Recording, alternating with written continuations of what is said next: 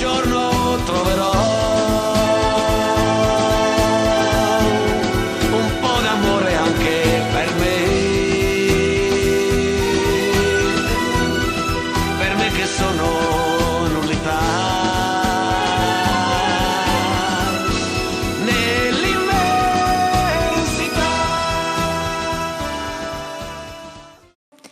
Benvenuto a tutto il pubblico di Mille Voci. Mi vedete in una veste un po' particolare perché ho il grande onore e il piacere di essere protagonista di un'intervista insieme a un grande artista, un cantante, uno scrittore, un attore. Ho un'emozione enorme, la grande fortuna di avere qui con me Don Bucky. Grazie. È stata un'idea tua e di Gianni Turco di creare questo momento anche intimo di racconto della tua storia. Io ti conosco da quando ero piccolina, perché ma chi è che non ti conosce, chi non conosce Don Bucky? E mi fa tanto piacere raccontare un po' la tua storia in modo che io possa conoscerti meglio e possiamo farti conoscere anche a tutta quella fetta di pubblico che tante cose di te ancora magari non le sa, e ricordiamo e rinfreschiamo la memoria invece a tutti quelli che forse si sono persi qualcosina in questi anni. Allora, intanto iniziamo subito. Aldo Caponi diventa a un certo punto Don Bucky. Da dove nasce quest'idea di questo nome d'arte? Bisogna risalire quasi all'età della pietra, praticamente. E comunque io, quando sono arrivato a Milano, perché avevo mandato al clan, al costituendo clan in quel periodo, un provino che avevo realizzato della mia prima canzone, diciamo, almeno della mia prima canzone che avesse un senso di attualità in quel momento. Infatti era una ballata di tipo western e allora proprio erano assolutamente improponibili. Invece io avevo inciso addirittura questa storia vera, peraltro, e l'ho mandata al clan per cercare un'assunzione. Ecco, se avevo letto che Adriano stava costituendo appunto questa nuova etichetta, e l'ho mandato. Quando mi hanno mandato a chiamare, io mi portavo dietro più che un nomignolo, un soprannome, ecco, che mi era stato appioppato al paese, a Santa Croce sull'Arno, appunto. Si trattava di un nome composto ed era Agaton, che in precedenza era stato Agatonaldo, cioè con il mio nome legato in coda. Anche qui c'è una serie di aneddoti che potrebbero ricordare il perché, ma evitiamo, perché insomma se no ci facciamo veramente l'alba. A un certo punto è nata l'esigenza di creare questo nome. Sono arrivato con questo nome al seguito, Agaton, e Adriano ovviamente non gli piaceva granché, no. E allora, siccome in quel periodo andava di moda cambiarsi il nome, Little Tony, Bobby Solo, eccetera, un po' americanizzando un po' i nomi, appunto, e allora mi voleva chiamare Adriano, con un colpo di genio dei suoi, mi voleva chiamare Cocco Bacillo. No, non ci credo. Sì, cioè, Cocco Bacillo mi era stato destinato a questo, ma per una motivazione che si può anche condividere, perché allora io la prima canzone, come dicevo, era una ballata tipo country western che si intitola La storia di Frankie Ballan, che è un mio carissimo amico che aveva avuto una disavventura con una ragazza, innamorato, erano fuggiti di casa, eccetera, e lì mi scattò l'idea di raccontarla in una canzone, e questa è la mia prima canzone, sempre e comunque una verità, una storia vera. Quando Adriano sentì questo brano disse: guarda, te dovrei chiamarti Cocco Bacillo, e io lì per lì dissi: guarda, ma anche no, prendi una pistola, sparami, e così mi hai definitivamente sotterrato. Dico: no, non mi va bene. Ma perché? Perché guarda, ti starebbe bene perché tu canti lo stile western, quindi il Cocco starebbe per Cocco Bill, che era un personaggio di Iacovitti, un cowboy, eccetera. E Bacillo perché purtroppo io in quel periodo avevo una forma di raffreddore allergico e quindi starnutivo Di spesso. continuo. Ah. E quindi cocco No, bacillo no, del no. raffreddore. Coccobacillo no, Al che per io piacere, ovviamente- coccobacillo no. E Assolutamente invece no, per fortuna si è arrivati a io Don dissi, Bachi. esatto, io dissi, guarda, è meglio un nome, non so, italiano, insomma, che sia un nome comune, magari chiamiamolo Daniele, non so perché mi viene in mente questo nome. Ah, non è male, Daniele Bacillo, no Daniele Bacillo.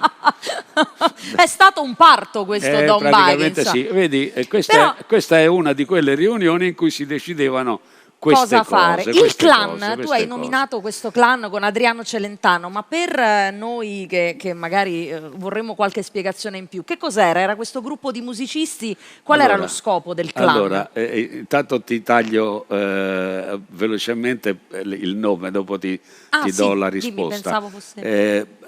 Quindi Daniele Bacillo no, io amavo molto gli Everly Brothers, che erano due cantanti, due fratelli americani, dai quali hanno imparato tutti quelli che cantano a due voci, e uno di loro si chiamava Don Everly. Quindi io da Daniele l'avevano tagliato, chiamiamolo Dan Bacillo, Dan Baci. No, dico allora Don Bachi, scusa, Don, Ok. e mettiamoci anche un CKY, così lo americanizziamo rendiamo un po', all'epoca esotico, poi andava, così, era... esatto. Ok. E quindi nacque questo Don Bachi, un po' da Don Everly, un po' da Don Gibson, che era un altro cowboy. Un po' da Coccobacillo. No. E quindi il Coccobacillo sparì definitivamente e nacque Don Bachi, appunto. Ecco, questa, come dicevamo, è una delle fotografie che dimostra come è il nostro modo di lavorare. Questo è il salone di Adriano a casa sua. Ecco, noi altri qui in questa occasione ascoltavamo dei dischi, perché allora si sceglievano delle canzoni anche inglesi, americane, eccetera, e quando ne trovavamo una che poteva adattarsi a qualcuno di noi, la sceglievamo per inciderla nei prossimi dischi.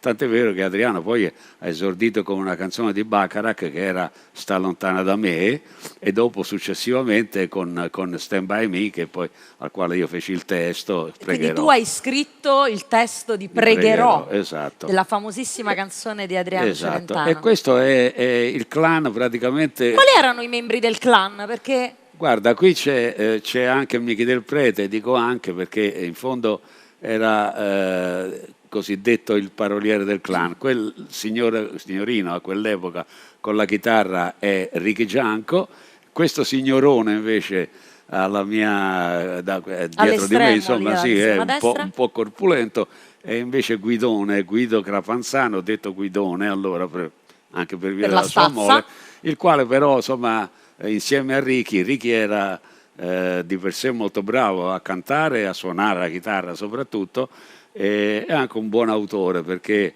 Ora sei rimasta sola, che poi Adriano mise sul retro di Stai lontana da me, sì, l'aveva scritta lui. Ricky Gianco, esatto. E quindi ecco, si lavorava così. Don Bachi e Adriano Celentano. Io lì però non vedo, so che c'è stata una piccola polemica poi, perché c'è stato un momento in cui anche Albano ha detto di aver fatto parte del clan. Io poi mi sono un po' documentata, ho cercato. L'uomo dal cappello d'oro. E invece non è così, lui non ha mai fatto parte del clan. No, se vuoi ti racconto perché lui ritiene di aver fatto parte del clan. Dunque, io dopo qualche anno, ovviamente, è accaduto intorno al 64-65, ho costituito una piccola rivista itinerante con tutti i cantanti, diciamo, che facevano parte della schiera delle etichette clan, perché il clan poi ha messo un'etichetta, si chiamava Ciao Ragazzi, poi Michi del Prete, quel signore che era laggiù di dietro, ha messo un'etichetta, si chiamava Fantasy, ma era sua, personale, eccetera, e radunavano alcuni artisti nei quali Michi del Prete o altre persone al di fuori del clan credevano e le facevano incidere dei dischi attraverso questa etichetta. Albano, io un giorno sono andato al clan e ho sentito una voce arrivare da uno studio, che il clan erano tanti uffici ovviamente, da uno studio quello del maestro Pino Massara, arrivava una voce molto potente, esatto, sì. E ho detto, accidenti, chi è questo qui? Mi sono affacciato da Pino Massara, dico, Pino, chi è questo ragazzo? Stavo ascoltando un provino. Ah no, è un ragazzo che sto producendo, probabilmente gli faccio incidere un disco, eccetera. Dico, guarda, io sto andando da Dragone della Bona, che erano i nostri impresari, attenzione, gli impresari del clan, che trovavano i concerti per noi del clan, ma anche per tutti questi altri artisti che un po' ruotavano intorno alle varie etichette. Intorno alle varie etichette, eccetera. Dico, sto andando da Dragone della Bona perché stiamo varando la mia rivista, diciamo, che comprenderà tutti questi artisti del clan cosiddetti, fra virgolette, e quindi questo ragazzo mi interessa, lo voglio, se vuole, magari, guarda, così debutta finalmente, canterà la sera con te, come no? Sono andato dai due impresari che erano, uno era un cerbero proprio, ma era buono d'animo, si chiamava Novello della Bona, e l'altro era un napoletano tipo Napoli inglese, sai, molto con una plomb elegante, perfettissimo, guarda, si chiamava Ugo Dragone. E questi due erano soci nella produzione spettacoli del clan Celentano. Ora sono entrato dentro e la prima cosa che ho detto, guardate, di là c'è un ragazzo che lo voglio, mettetelo nel libro paga perché da stasera questo ragazzo viene a cantare nella mia rivista. No, ma scherzi davvero, siamo fuori dal budget, adesso mannaggia come facciamo, ci rimettiamo i soldi. Erano due volponi, insomma. Dico, guardate, a me non me ne frega niente, questo ragazzo stasera lo fate venire a cantare nel mio show. Gli date 15.000 lire, canta 3 canzoni, pensa un 5, po'. 5, 5, 5.000, 5.000 e 5.000, e lui prenderà 15.000 lire a sera. Mettetelo nel foglio paga perché altrimenti stasera vi lascio col teatro pieno e noi non andiamo. Hanno brontolato un po', poi alla fine, ecco, Albano è cominciato così. E questa è stata la partecipazione di Albano? Questo è Albano nel clan. Al programma. Ora, a me che lui dica di essere stato nel clan mi va anche bene, perché tanto, per quanto io insomma ci tenga, perché quei 5 anni per me sono stati molto importanti. Il clan per me è stata una scuola intanto anche artistica, perché io ho imparato in quel periodo là, per cui per me ha un senso e un valore essere stato nel clan. Esatto. Quando Adriano mi disse un giorno, visto e considerato che Albano adesso ha dichiarato che io, ultimamente peraltro, ha dichiarato che io nel clan non contavo niente, vabbè, può darsi. Però quando Adriano mi disse, e lo si potrebbe sempre andare a chiederlo a lui, lo prendiamo questo ragazzo nel clan? Io gli dissi di no, perché il clan deve essere sempre 4 persone. Okay. Richigian e Guidone non ci sono più, sono stati mandati via da Adriano, ed erano subentrati Milena Cantù, la famosa ragazza del clan, e Gino Santercole, che era il nipote di Adriano, che lasciati i Ribelli, lui era chitarrista nei Ribelli, adesso diventava cantante ed è entrato a far parte del clan, quindi 4 ancora. Okay. Basta, il clan deve essere di 4 persone, tanto perché non contavo niente, Adriano ha detto, non va bene, quindi ha fatto quello che dicevi tu. Ecco. Quindi questo mi ha dato particolarmente fastidio. L'altra cosa per la quale io già gli avevo risposto attraverso un giornale al quale lui aveva rilasciato un'intervista, ancora dichiarando che quando facevamo le riunioni del clan, lui, appena Adriano si alzava da tavola, se stavamo mangiando, cenando, facendo altre cose, eccetera, quelli del clan gli sparlavano alle spalle. Ora, io gli ho risposto timidamente, guarda, io vorrei capire quando è che sei stato mai una volta, manda una fotografia di te che sei insieme ad Adriano o insieme a me o insieme a tutte e due, insieme o alle persone che facevano parte del clan. Una foto ce l'avrai, no? Io te ne posso, ti posso... Infatti noi le tue foto col clan le abbiamo trovate. Ma ce n'ho migliaia ovviamente. Dico, tu mandamene una sola dove figuri che sei insieme a noi. Ma non è quello che mi dà fastidio il fatto che tu dica una cosa del genere senza fare nomi. Allora se tu vuoi dire che noi del clan durante le scene, dove eri anche tu evidentemente, vedevi o sentivi che gli altri parlavano male di Adriano, beh, parlava male Tizio, parlava male Caio, parlava male Sempronio, in modo che ciascuno poi possa difendersi. Assumersi le Se sue tu fai così e responsabilità. dici vagamente che gli altri parlavano male di Adriano, cosa significa? Che negli altri ci sono anch'io. E siccome io non ho mai parlato male di Adriano né alle spalle né davanti a lui, perché so i meriti e i demeriti delle persone e non li vado certo a sbandierare durante le scene ufficiali del clan, quando Adriano si alza in piedi, e perché avremmo dovuto parlargli male alle spalle? Non ho capito. Anche perché eravate un gruppo anche molto affiatato, voi eravate amici. Lui addirittura era lo zio di Gino Santercole.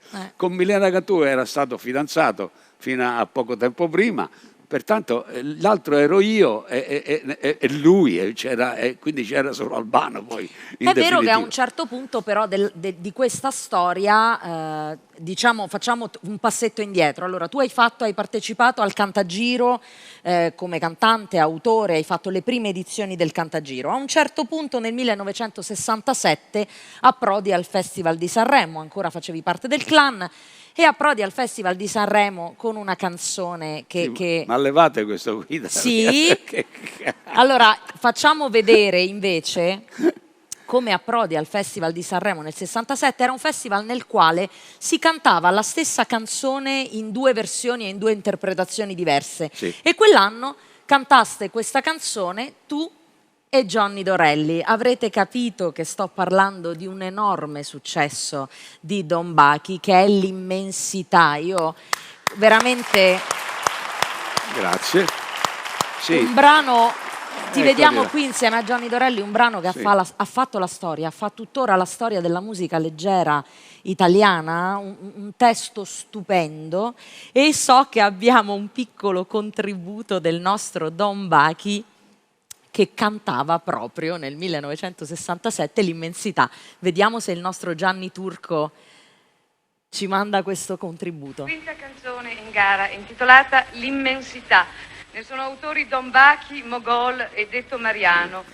A cantarvela, a presentarvela è un cantante debuttante a Sanremo, ma però già molto conosciuto, soprattutto perché è forse il più valido rappresentante del clan di Celentano. Dirige l'orchestra il maestro Detto Mariano e canta Don Bachi. Valido rappresentante del clan, quindi voglio dire, era risaputo. Vedi? Vabbè.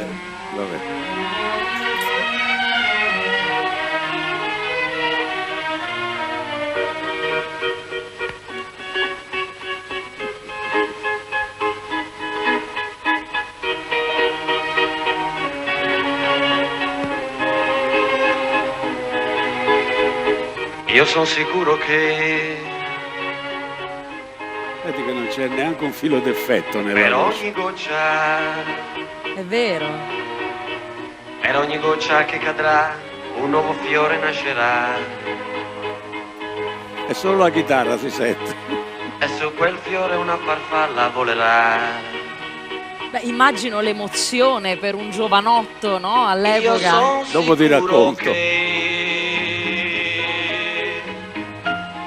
in questa grande immensità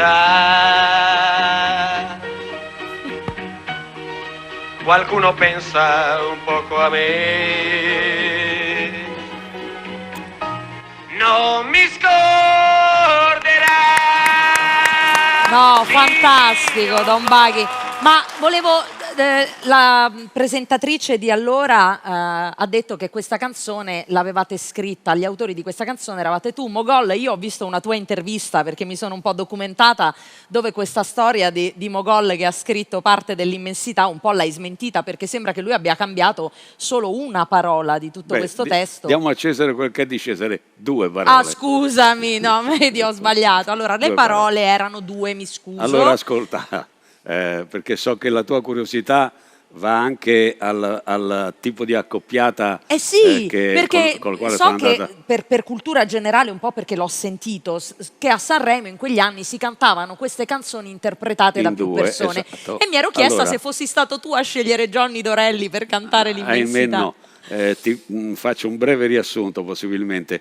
La canzone è così, mi tolgo 2 sassolini dalle scarpe, non uno solo. Siamo qui per te. Allora, la canzone ovviamente l'ho scritta io completamente, parole e musica, e in una frase era un fiore nascerà, dal suo profumo troverai felicità, una cosa del genere. Comunque dal suo profumo ti darà felicità, il suo profumo ti darà felicità.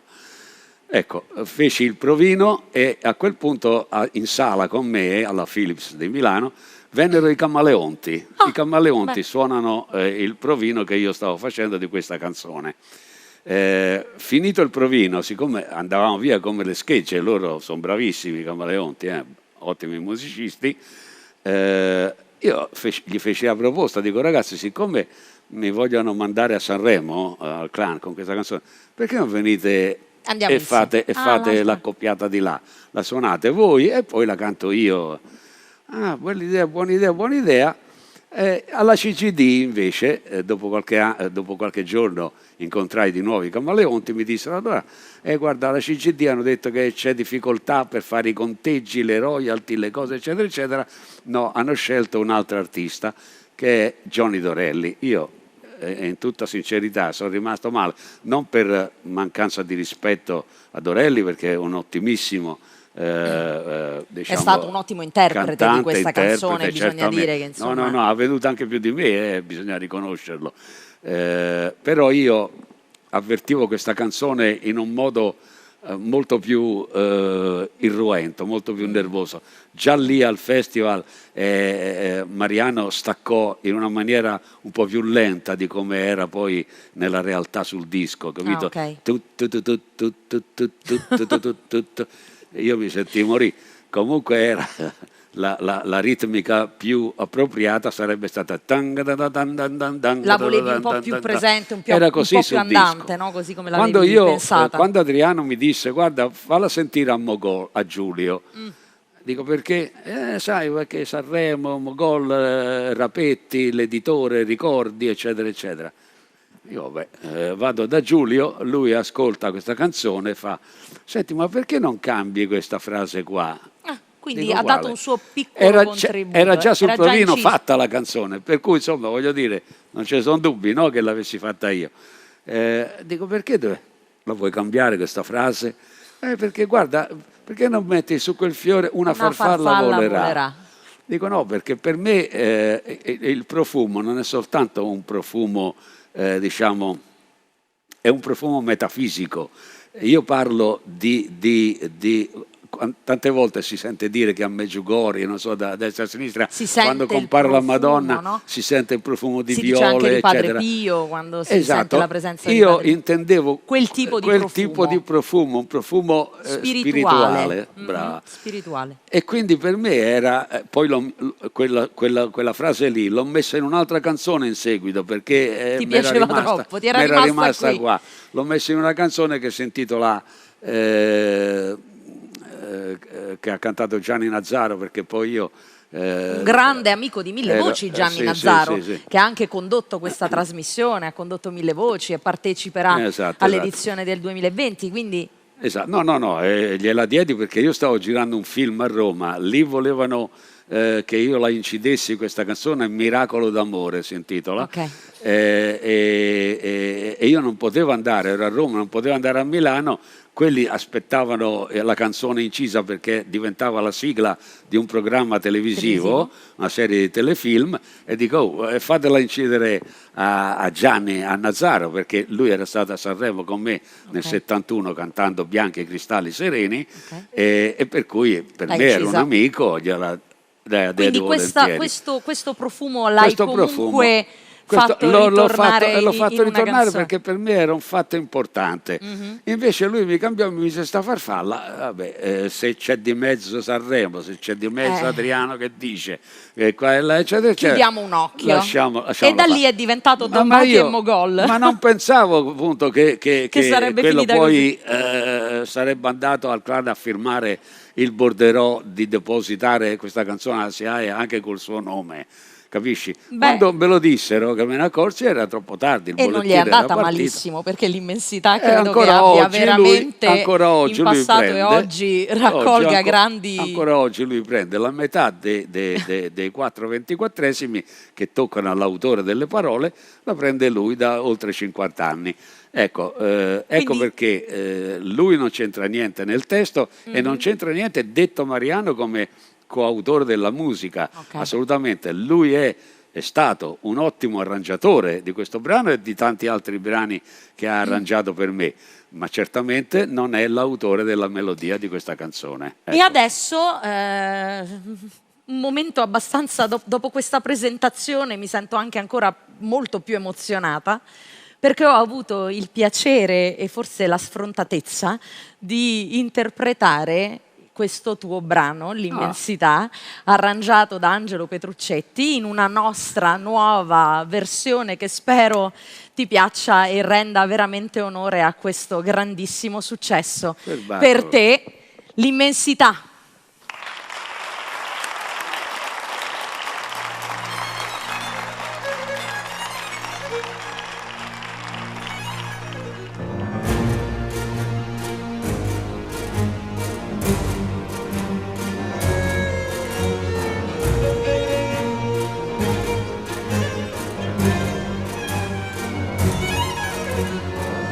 Io son sicura che per ogni goccia che cadrà un nuovo fiore nascerà e su quel fiore una farfalla volerà. Io son sicura che in questa grande immensità qualcuno pensa un poco a me. Non mi scorderà, sì, lo so, tutta la vita sempre sola non sarò, e un giorno io saprò essere un piccolo pensiero nella più grande immensità del suo cielo.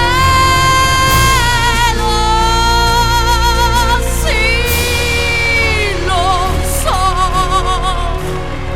tutta la vita sempre sola non sarò.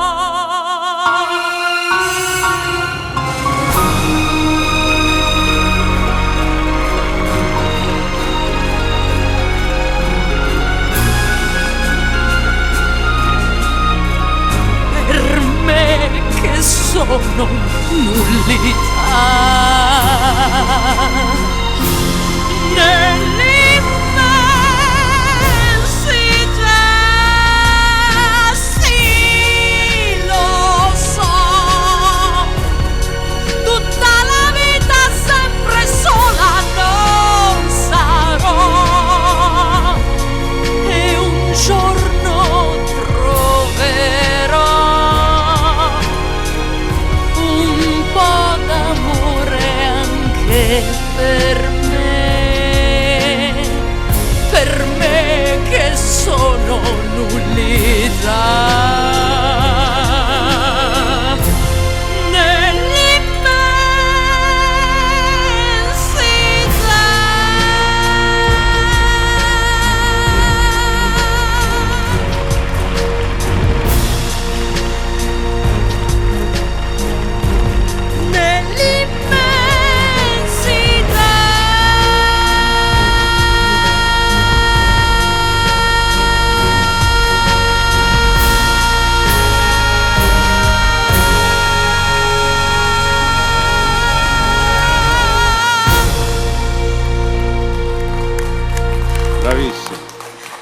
Molto bravo.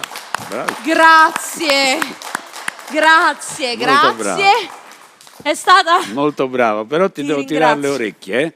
Ecco, Comunque. lo sapevo che arrivava la tiratina d'orecchie. Sono pronta, vai. No, perché purtroppo il guaio che ha combinato Johnny Dorelli è stato quello di aver diciamo, anteposto la prima strofa alla seconda e viceversa. Cioè la prima strofa è un giorno troverò un po' d'amore anche per me, eccetera. Ok. La seconda invece è quella che tu hai messo per prima. Ok, Bene. ho creato questa inversione, forse probabilmente perché è conosciuta questa versione di Johnny Dorelli, ma tu Esatto, non l'hai scritta esatto. così. No, anche perché il senso poi alla fine, se uno analizza bene, cambia leggermente, ma cambia, hai capito? Chiaro. Lui lo fece per terminare, diciamo, alla maniera all'italiana, se vogliamo, con Come ho fatto io con l'acutone. No, no, ma benissimo. Anche io chiudo così, capisci? Dopo aver detto per me che sono nullità del suo cielo, insomma, Sì. eccetera. Chiudo nel suo cielo e dopo nell'immensità, quindi avrebbe potuto tranquillamente ripetere dopo nel suo cielo, dire nell'immensità e avrebbe comunque ottenuto il risultato che si prefiggeva. Invece ha spostato le strofe, secondo me appunto non rendendo giustizia a quello che io intendevo dire. Ecco, tutto là. Grazie per questo brano stupendo, per avercelo regalato. Per averlo regalato alla musica italiana. A quanto pare a tutt'oggi è una canzone ormai che ha travalicato il tempo e lo spazio, perché come vedi sono passati oltre 50 anni e la incidono ancora cantanti che vanno per la maggiore, dalla Nannini a Negramaro, non so, Il Volo, Francesco Renga, cioè gente insomma abbastanza di peso oggi nel panorama della musica leggera italiana, quindi è un testo che nella sua spiritualità è unico, capisci? È vero. Cioè, perché è un testo molto spirituale. Ma lo è assolutamente, così come lo sono io, perché poi attraversavo i periodi, un po' come Picasso, che è il periodo blu, il periodo rosa. Il periodo, ecco, per me era quello lì era il periodo dell'amore universale, della spiritualità.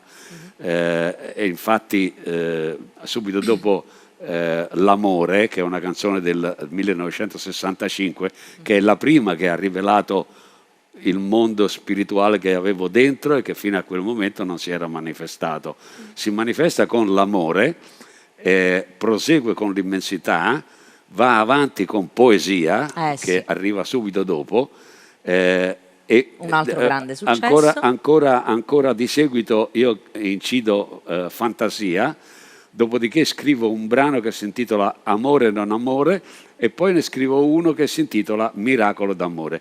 Questa qui è una pentalogia, se vogliamo, di brani che hanno tutti quanti lo stesso riferimento all'amore universale. Capito? Sì. Quindi per me era molto importante. Un aneddoto che è legato all'immensità e successivamente a poesia.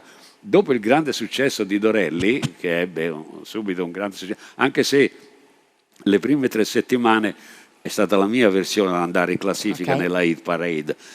Dopodiché io purtroppo non ebbi la fortuna di fare neanche un passaggio in televisione, questo tanto per significare quanto mi volevano bene al clan. Neanche un passaggio, per cui invece Dorelli la proponeva a ogni invito e tutte le settimane lui faceva una trasmissione al sabato sera, mi pare, e tutte le sere ovviamente riproponeva quella lì. Quindi ha avuto poi il grande successo, anche meritato, non solo per questo ovviamente.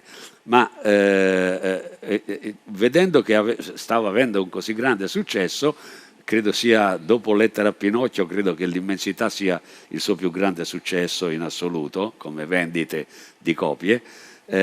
Io avevo scritto questa canzone, Poesia, e dissi, sai che, ma invece di inciderla io, la porta Johnny, vediamo se... sono andato, ho parlato con il suo direttore artistico, che era Franco Crepax, in quel periodo, e gli dissi, senti Franco, io ho questo pezzo qua, che ne dici se... io credo che nel buio più profondo una candela brillerà. E vivo perché voglio bene al mondo e tutto mi sembra nelle sue corde, il testo diciamo è spirituale come l'immensità. Voi vedete che Dorelli becca un altro successo, a me farebbe molto piacere. Cioè. Certo. Dice, vabbè, gliela faccio sentire, gli faccio un provino così veloce con la chitarra e dopo una settimana circa mi chiama Franco e mi fa, sai, Johnny ha detto no, non la sente tanto, per sé ha detto è meglio che la fai tu. E io dico certamente la faccio io. L'hai fatta tu ed è stato sì, uno dei tuoi grandissimi successi. 1.000.000 di copie. Appunto. Forse se la faceva lui.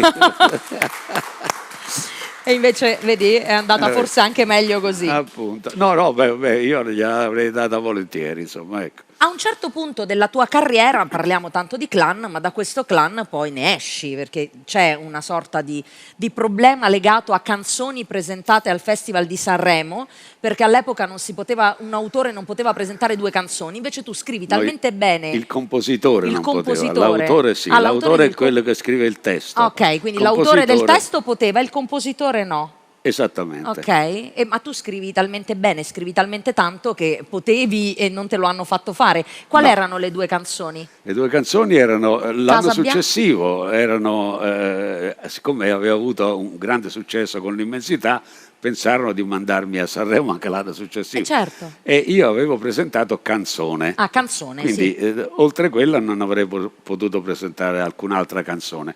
E avevo fatto un provino di canzone per farlo sentire ad Adriano, perché ovviamente ci scambiavamo poi i pareri, i giudizi, fai così, no? Perché hai fatto così, è meglio se così, certo, eccetera. E gli avevo portato questo padellone, insomma, erano dei provini di in ghisa, erano, insomma, ecco, che poi venivano buttati via. E dietro ci avevo messo una canzoncina che durava 1 minuto e mezzo, sì, perché 1 minuto e mezzo io dovevo bilanciare, stavo facendo un album in quel periodo e dovevo bilanciare il minutaggio con la facciata che era già composta di 5-6 pezzi, che era 18 minuti. E di dietro invece era 16 e mezzo. Quindi mancava un pezzetto, mancava tu hai riempito quel mezzo. pezzettino. Io ho detto, lo sai che... ma anche questa, lo sai perché fu scritta a Casabianca, intendo. Pensa tu che come nascono i grandi successi. Casabianca è stata scritta per togliermi un assillo di una signora del mio paese, che Casabianca è una storia vera, ovviamente, è la storia della casa dei miei nonni paterni, che in tempo di guerra è stata bombardata e non c'è più, ovviamente. Al mio paese ora c'è una piazza al posto dove era casa mia. E la signora si chiamava la signora Bossi, che era una nostra vicina di casa, attaccata alla nostra Casa Bianca, c'era la sua. Ogni volta che tornavo al mio paese, guarda, come mi vedeva, perché uno scrive una canzone sulla Casa Bianca, mi diceva, ma te ne ricordi quando eri piccino che non ci volevi andare, non ci volevi entrare, dicevi no, la Casa Bianca no, la Casa Bianca no. Io, figurati te, mamma mia, tutte le volte mi dava il tormento. Quindi per togliertela un po' di torno alla fine è nato un grande successo. Un giorno sono andato, ero in paese con un paio di miei amici, Romeo e Umberto, dico ragazzi, mi accompagnate a casa per favore, e poi a scrivere un pezzo e me lo levo di torno questa donna, se no tutte le volte. E siamo andati a casa e lì la Casa Bianca, c'è una Casa Bianca che mai più la scorderò, è rimasta dentro il cuore come la mia gioventù. 1 minuto e mezzo. Basta, guarda quanto dura, 1 minuto e mezzo. A posto, andava bene per quello perfetto, che ti serviva. La mettiamo in fondo all'album questa casa. Faccio un provino anche di questa, quindi ritornando al presente a Sanremo di quell'anno. Faccio un provino e la metto dietro a Canzone, dietro sul padellone. Mm-hmm. Allora un giorno sono qui a Roma e partecipo l'ho portata ad Adriano e gliel'ho lasciato.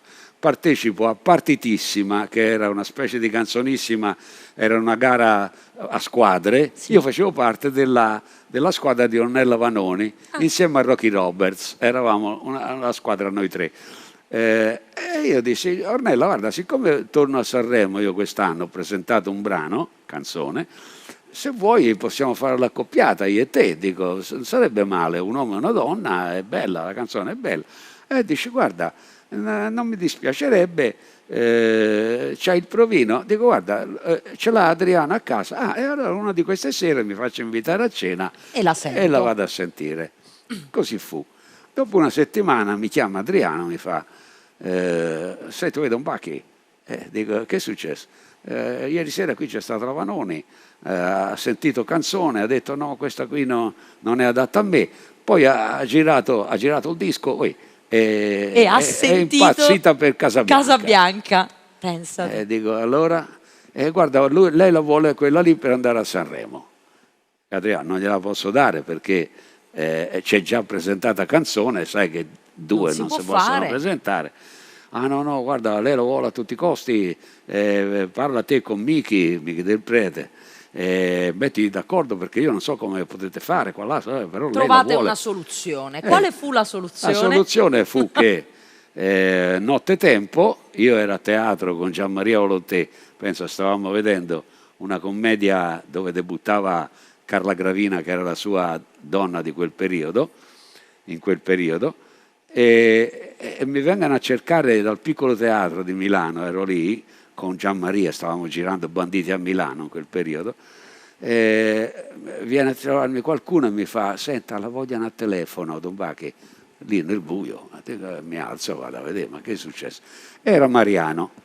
Senti, devi venire subito qua, sono le 10:30, entro mezzanotte bisogna spedire Casabianca i documenti e tutta a Sanremo. Dico, come? Maria, ma stai diventando pazzo? Abbiamo già mandato canzone, che ci rientra Casabianca che va a Sanremo. Dice no, devi venire per forza perché la Vanoni altrimenti dice che cosa succede? Se abbiamo bisogno di qualsiasi cosa, lei abita di là, vedi? proprio di fronte a noi. È Hai tanto citato gentile, Banditi a Milano Sì. e il nostro Gianni Abbiamo Turco ne ha fatti trovato nostri, un pezzo. sai. Saresti geloso? Può anche darsi. Vabbè. Comunque. Questo Vado io, sei va? tu in versione attore. Sì, qui In è questo Banditi a film Milano. che dicevi con Gian-Maria Volontè. Sì, esatto. Banditi a Milano. Milano. Sì, e qui è Gianmaria che mi sta dicendo che domani sarà una rapina. Giovanissimo attore anche Don Baghi, quindi non solo. Si erano appena sposati. È la moglie del maresciallo di finanza. Allora, Ha detto che se abbiamo bisogno di qualsiasi cosa, lei abita di là, proprio di fronte a noi. È tanto gentile, sai. Senti, noi dobbiamo farci soltanto i fatti nostri, capito? Saresti geloso? Può anche darsi. Quindi un Don Baghi non solo autore di canzoni, ma anche un attore cinematografico, anche di teatro, insomma, quindi sì. musical. Le esperienze le ho vissute tutte e questo è, per quanto mi riguarda è stato soltanto un arricchimento. Ecco, io non volevo fare né l'attore né l'attore di teatro, tantomeno insomma fare il fumettista o quant'altro. Ti volevo finire come è andato il discorso. Nottetempo io mi rifiutai, gli dissi guarda io non vengo, non mi fate uno scherzaccio del genere. E dice guarda hanno chiamato Gino Santercole per fargli firmare a lui i documenti per mandare il brano a Sanremo, però lui si è rifiutato, ha detto no, io a Don Bacchi non glielo faccio sto scherzo qua. Qualcuno invece questo scherzo te l'ha fatto. Trovarono un certo Eligio Lavalle. Questo signore si presentò evidentemente dietro un compenso E si prestò a firmare, la canzone come per autore. fare in modo che così Ornella Vanoni la potesse cantare a Sanremo. Esatto. E infatti poi Mariano, purtroppo per lui, appose la mia firma, va bene, perché io non ero andato, non sono andato, appose la mia firma sul documento come autore del testo, scrisse Don Baghi, Aldo Caponi. Questo signore Eligio Lavalle firmò risultò come autore, compositore e il pezzo andò a Sanremo e fu accettato. Tant'è vero che poi la presentatrice annunciò di Don Bacchi Lavalle Casabianca. E questo però fu motivo di rottura in qualche maniera. Fece succedere il finimondo perché mi puoi dare anche le martellate sui calli e non reagisco. ma se mi manchi di rispetto allora è un'altra cosa, capisci? Allora no. Allora La tua non va carriera bene. però da lì comunque si è arricchita appunto di tantissime altre esperienze, perché nonostante l'uscita dal clan tu sei un autore, attore, scrittore, hai una tua etichetta discografica, hai scritto dei libri, io ne ho alcuni qui. Guardate, allora, questo è Cose da pazzi. Questi sono gli ultimi due usciti. Gli ultimi due usciti di Don Bachi. Mi vedete, lo possiamo, eccolo qui. E saranno 5. Ecco qui, poi c'è Sogno o Sondesto. Sempre Eccoli gli stessi qua. personaggi, perché ora ti dico, queste Cose da pazzi, è una storia che si divide in 5 avventure. 5 avventure che porteranno a un'unica conclusione. In breve c'è lo zio di questi due effigiati in copertina, che sono Arno Santa Cruz, è il personaggio, diciamo, che sarei dovuto essere io, e l'altro si chiama Ciso, lo chiamano Conte Ciso, e sono due cugini fiorentini squattrinati senza il becco d'un quattrino, ovviamente con due posizioni sociali opposte, come si vede. Uno è un ragazzo hippie, la storia si svolge nel 1966 e pertanto questi due signori hanno uno zio che sta per morire, anzi è morto, si chiama zio Barabba ed è ultramiliardario. È un orafo famosissimo in tutto il mondo, fiorentino, e quindi li lascia eredi di tutto, ma l'eredità se la dovranno guadagnare, sapendo questo zio che loro sono due sfaticati che campano di idee così eccetera. Lui dice: sì, vi ho lasciato eredi di tutto, anzi è il notaio Burlando Gabbatoni che glielo dice, che glielo comunica, gli dice: siete eredi, ma dovrete risolvere 5 indovinelli.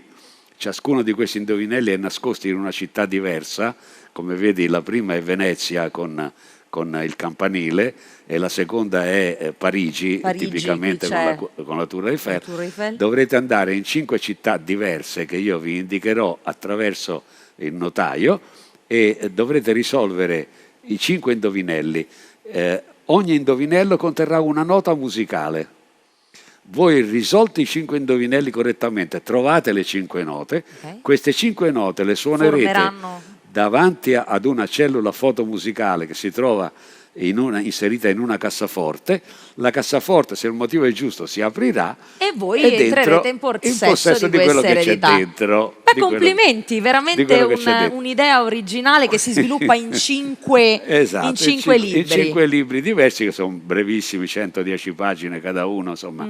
E quindi sono di facile lettura e soprattutto sono molto divertenti, sono spassosissimi, va bene, senza alcun impegno, diciamo, però sono molto arguti, perché alla fine poi ti lasciano anche riflettere, no? Quindi abbiamo un Don Bachi autore, un Don Bachi attore e un Don Bachi scrittore. Sì, scrittore lo sono dal 1967, quando Feltrinelli ebbe, bontà sua, l'idea di pubblicarmi il primo romanzo, scritto da un cantautore peraltro, che è Io che miro il tondo, di cui prima ho visto passare una copertina.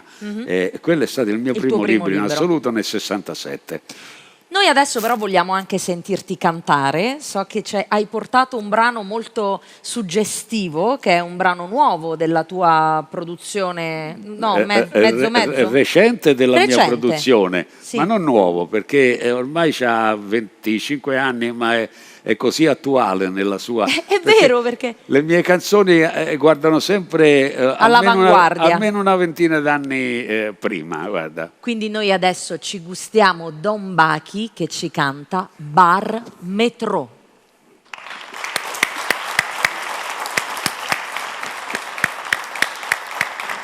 Pensavo fosse un altro il brano, ma mi fa piacere cantare questo. Dopo ti racconto l'aneddoto però che riguarda questo qui. Grazie.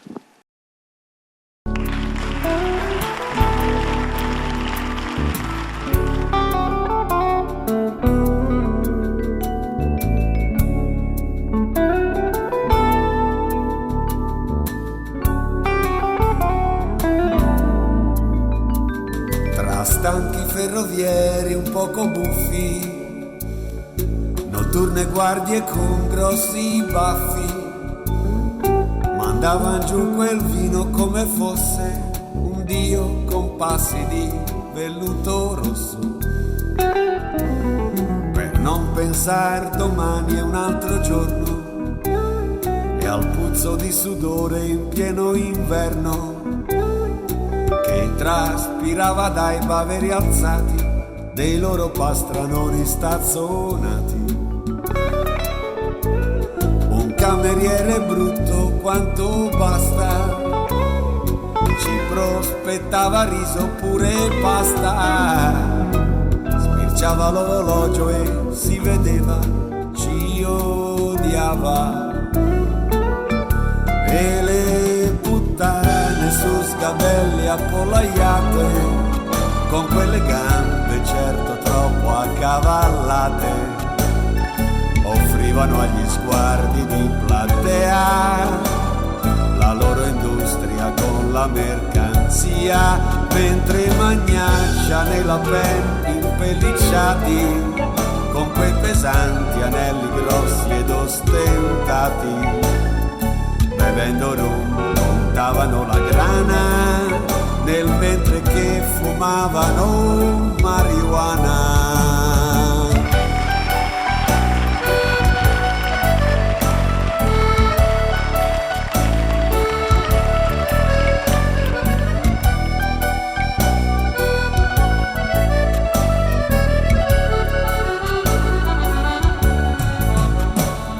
Un fumo grosso si tagliava a fette, l'ora diceva 4:07, la filodiffusione diffondeva una canzone, sì, come pioveva.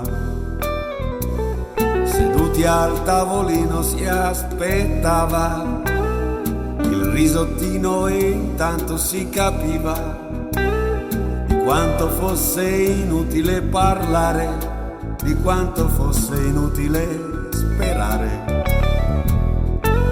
Ci guardavamo muti dentro gli occhi per una strada chiusa senza sbocchi, pensando forse a un'isola lontana, lontana, ed un barbone che sfogliava le attricette, forse sognando di palpar loro le tette, la sigaretta fatta con cartine gli provocava tosse senza fine, le mani vinte sprofondate nelle tasche ed un destino dalle tinte troppo fosche. Davanti a una schedina sfortunata la nostra storia era così finita.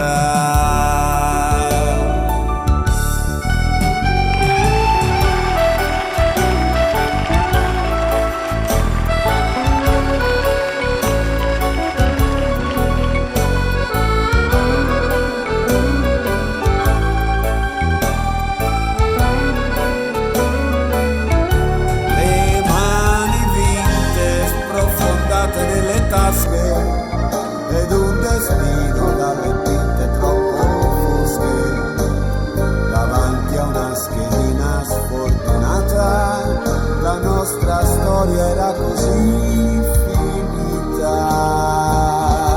E le puttane su scambelli appollaiate, con quelle gambe certo troppo accavallate, offrivano agli sguardi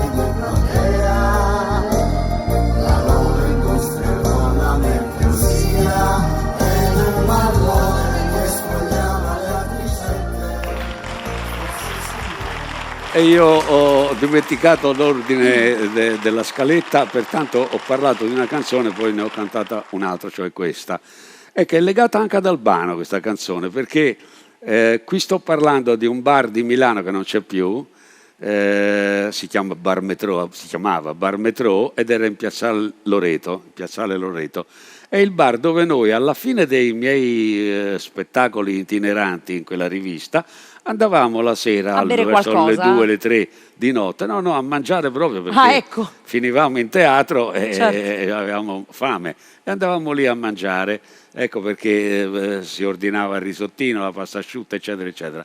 Arrivati lì, io con i miei fuggiaschi, era il mio gruppo, dopo un po' arrivava Albano. Arrivava perché aveva Anche lui cantato dai anche lui. reduce dai suoi Esatto. spettacoli. Diceva Albano, vuoi mangiare qualcosa? No, fa niente, grazie. Poi arrivava gli spaghetti a quello lì e lei andava con la forchetta, mi fa assaggiare un po'. Poi arrivava il risottino mio. Rubacchiando qua e là cenava anche lui, insomma. No, gli ho detto, e gli dicevo, Albano, ma mettiti seduto, Siediti e la mangia. pago a loro, vuoi che non la paghi a te? Dai, mettiti seduto. E si sedeva e mangiava. E diventava un ordinava, po' anche lui. una compagnia, sarai Esatto. stato abituatissimo Esatto. a vivere questa vita notturna tornando Sì, dalle tournée. certamente. Ma tu guarda, questa canzone qua particolarmente, quelli che hanno seguito il testo attentamente avranno pensato trattarsi di una coppia di ragazzi, un ragazzo e una ragazza che si stanno lasciando. In realtà è vero, c'è una situazione del genere, ma non è un ragazzo e una ragazza. Sono io con i miei fuggiaschi, i quali proprio quella sera lì mi dissero che avrebbero voluto tentare la carriera da solisti, insomma, da soli, Ok. come gruppo. E quindi che vi dopo siete 3 un po'. anni... 3 anni e mezzo non avrebbero più accompagnato i miei concerti e pertanto io ho scritto questa canzone per fissare Questo quel momento. momento, esatto. Bellissima, grazie, un bel momento. Hai scritto, la tua produzione è vastissima, hai scritto per tantissimi autori italiani, hai scritto per Milva, hai scritto per Fiordaliso, hai scritto per Mango, hai scritto per Mina, quindi voglio dire... Non ho scritto, se posso puntualizzare. Ecco, ne ho non mi detta un'altra delle mie. Non è vero che hai scritto per loro. Non ho scritto appositamente per loro, tranne che in 2 sole occasioni, pensa, in ormai quasi 56-57 anni che scrivo canzoni e faccio questa professione, ho scritto 2 sole canzoni, se vuoi ti racconto anche come mai, una per Mario Tessuto, pensa te, Sì? ed è stata la sua fortuna almeno in quel periodo, e l'altra per Mina proprio, ma non è Sognando, è un'altra canzone, non è L'Immensità. Io scrivo canzoni soltanto per me, capisci? Ok. Perché non scrivo una canzone mettendomi alla chitarra e dicendo adesso scrivo una canzone per Tizio, per Caio, per Sempronio. Assolutamente no, non sarei capace, anzi non sono capace di scrivere le canzoni a comando così, ma aspetto che mi arrivi L'ispirazione, la famosa... chiamiamola ispirazione, io direi che mi arriva proprio la canzone, arriva la canzone. Arriva la perché canzone da te. arriva la canzone, lei da me, sì, assolutamente, perché a me basta una frase, un concetto. Ecco, le mie canzoni hanno questo di particolare, che hanno tutte quante dei concetti molto ben evidenti Definiti. e riconoscibili, subito. Non devi andare a pensare cosa avrà voluto dire, non c'è niente di criptico nelle mie canzoni. Sono come dei piccoli film, È va vero, bene, neorealisti, cioè tu comincia così, si svolge e finisce in una maniera chiara, cioè tu vedi un film. È accessibile a tutti, per questo Esatto, diventano esatto, poi così esatto. famose. Per cui tutti questi grandi poi artisti, questi grandi cantanti hanno preso queste canzoni e le hanno allora a quel Esatto. punto fatte È proprie, accaduto perché così, sono è riusciti accaduto a così. sentirle, Esatto. no? Un po'. Milva sentiva, per dire, L'Immensità e la incideva. È venuta, a parte che lei è venuta per 2 volte a Sanremo, una volta purtroppo non ce l'abbiamo fatta e lì l'avrebbe vinto lei il festival e io sarei stato l'uomo più felice del mondo con Canzone, e un'altra volta l'anno successivo nel 69 con Un sorriso. Milva è una delle mie interpreti preferite, aveva già anche inciso un'altra mia canzone intitolata La Luna, quindi è proprio una delle mie voci, diciamo, preferite, ma non ho mai scritto appositamente per lei, così come non ho mai scritto per nessun'altra artista. Ora, gli unici 2, se vuoi ti racconto anche di Mario Dimmi Tessuto. brevemente. Brevemente. Mario Tessuto un giorno a Milano, era metà anni 60, 67, 68, così, mi inseguì un giorno, Don Bachi, senti, mi stava sempre dietro sto ragazzetto, senti, mi devi salvare. Dico, che è successo Mario? Guarda, io ho un contratto con la CGD, però mi sta scadendo e Crepax mi ha detto che non me lo vuol rinnovare, non me lo rinnoverà, per cui io non potrò più fare sto mestiere, perché però mi ha detto Crepax che se gli porto una canzone di Don Bachi lui mi rinnova il contratto. Insomma. E io dico, Mario, lo sai, io non le scrivo le canzoni per gli altri. Però non... ti sei sentito un po' responsabile, sì, ti è per dispiaciuto lui in quel un momento po'? sì, mi aveva proprio preso, dico guarda, vieni domani, vediamo se riesco. Ecco, io poi sono andato a casa e ho scritto Fine, il brano si intitola Ho scritto Fine. Lui è venuto, Mario guarda te l'ho scritta, ma non lo so, vi piacerà, non vi piacerà, comunque ti ho scritto questa. Lui la porta a Crepax Dice, gli va bene, rinnova il contratto, lui vende più di 100.000 copie, credo, da niente ovviamente, più di 100.000 copie, e l'anno dopo lo mandano a Sanremo e fa l'Isola dagli occhi blu. E quindi è stato proprio anche merito tuo E praticamente, se ha avuto questo grande successo. La canzone se no sarebbe toccata a un altro, e chissà se avesse fatto più o meno lo stesso successo, perché Mario ha avuto un grandissimo successo. Hai scritto questa canzone che si intitolava, mi hai detto, Ho scritto Fine? Sì, Ho scritto Fine. Ma tu hai scritto anche un'altra canzone che assomiglia, che ha il titolo simile a questa, che è proprio Fine. Hai scritto questa canzone che poi è stata interpretata da Mina. Io sono stata molto fortunata perché Gianni Turco ha sentito questa canzone, poi so che ti ha chiamato e ti ha chiesto se saresti stato così gentile da prestarmi questa canzone e fare in modo onorato che io potessi interpretare questa canzone. Quindi è un'enorme responsabilità, la seconda che mi prendo in questa occasione, ma con enorme piacere ed emozione. Ho l'onore di cantare questa canzone, che è la canzone Fine, scritta proprio da Don Bachi.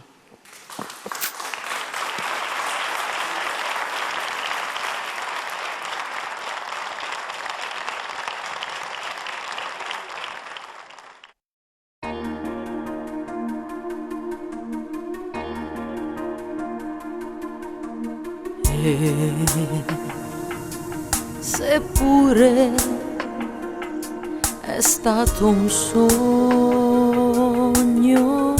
lieve, un bel sogno bianco come neve. Non andar via, via, via. Non andar via, via, via. Che se soffrissi solo per un sogno, vorrebbe dire che di te ho bisogno. Eppure mentre scorri tra le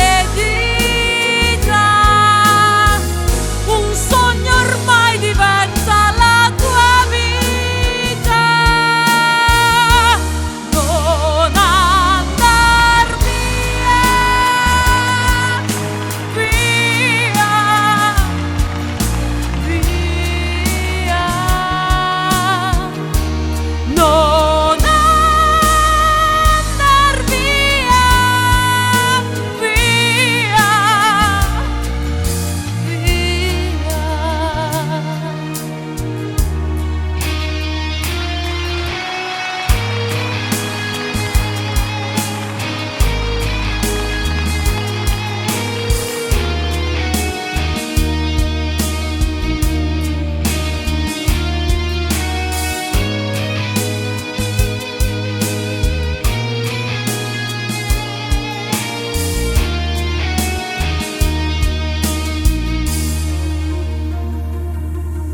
Stringo forte gli occhi, resta ancora un minuto, non ti chiedo un'ora. Non andar via, via, via, non andar via, via, via. Ma ecco già sparisce il tuo bel viso, resta soltanto l'ombra di un sorriso, poi tutto si confonde nella mente e non rimane niente, proprio niente. Non andar via, via, via. Non andar via,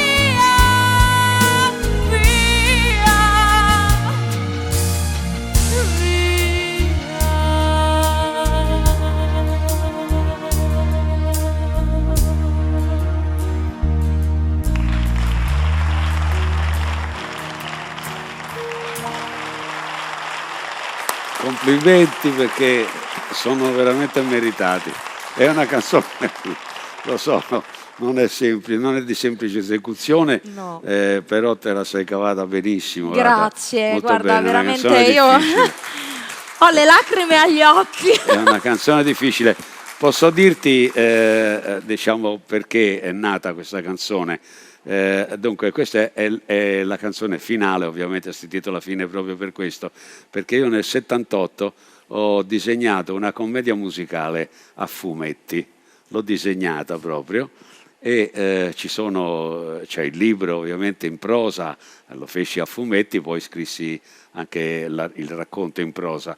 È una favola per grandi e piccini che verte sulla salvezza di un prato, quindi praticamente è il mondo rappresentato da questo prato, e ci sono c'è questa lotta fra il bene e il male, il bene rappresentato da un giovane che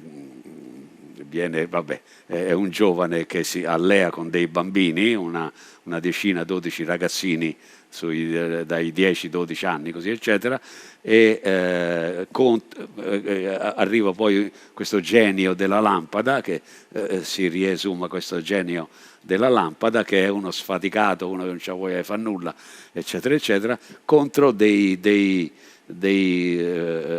costruttori che vogliono questo prato per farci sopra I palazzi. palazzi, Mi eccetera, ricorda eccetera. qualcosa. Sì, appunto. E c'è questa lotta per il bene e il male, eccetera. Finisce questa storia, che ovviamente è la loro vittoria e compagnia bella, ma il tutto si rivela essere stato un sogno da parte di questo ragazzo, che è stato trascinato all'interno di questa storia da dei maghi, dei folletti, delle cose nel sogno, e lui quando si sveglia si ritrova a essere innamorato di questa ragazza che si chiama Neve, che ha conosciuto in questo paesino, eccetera, eccetera, che fa parte di questa squadra di ragazzini, eccetera, eccetera. Lui è innamoratissimo di questa ragazza, ma è un sogno, È quindi un sogno lei e quindi scopre sparisce. di avere questo amore, Esatto, e canta Non andar via. Non andar via, perché ma ecco già sparisce il tuo bel viso, Non resta soltanto l'ombra di un sorriso. Cioè, e poi tutto si confonde nella mente e non rimane niente, proprio niente. Non andar via. Io perché ti ringrazio per questo dono che mi hai fatto. Noi siamo arrivati alla fine di questo momento, quindi io mi posso sciogliere in lacrime, perché sono veramente contentissima di aver potuto vivere questa esperienza, perché io insomma, ho la metà dei tuoi anni, per cui forse meno, mi hai accompagnato la mia infanzia, la mia adolescenza, le canzoni con la chitarra sulla spiaggia, quindi per me essere qui insieme a te è veramente un grandissimo onore. Io ti ringrazio tantissimo di questa opportunità, ringrazio Gianni Turco per avermi dato lui questa opportunità. Saluto tutto il pubblico di Mille Voci, saluto il pubblico qui in studio, tutti voi che ci avete seguito in questa occasione così speciale insieme a Don Bachi, e lascio a lui l'onere e l'onore di concludere questo momento con un altro suo brano, un brano di quelli suoi un po' con la vena polemica, diciamo la verità. È quello no? di cui parlavo prima, che praticamente si adatta benissimo ai tempi che stiamo correndo, e soprattutto io spero che sia uno scarico per chi la ascolta e che vorrebbe dire tutte queste cose e che le dirà attraverso questa mia canzone. Allora diciamo quello che pensiamo in questo momento insieme, stringendoci insieme a Don Bachi. Grazie a tutti voi, noi ci lasciamo, ci continuiamo a vedere con Mille Voci, mi raccomando seguiteci, e lui ci canta Diluvio Universale. Don Bachi!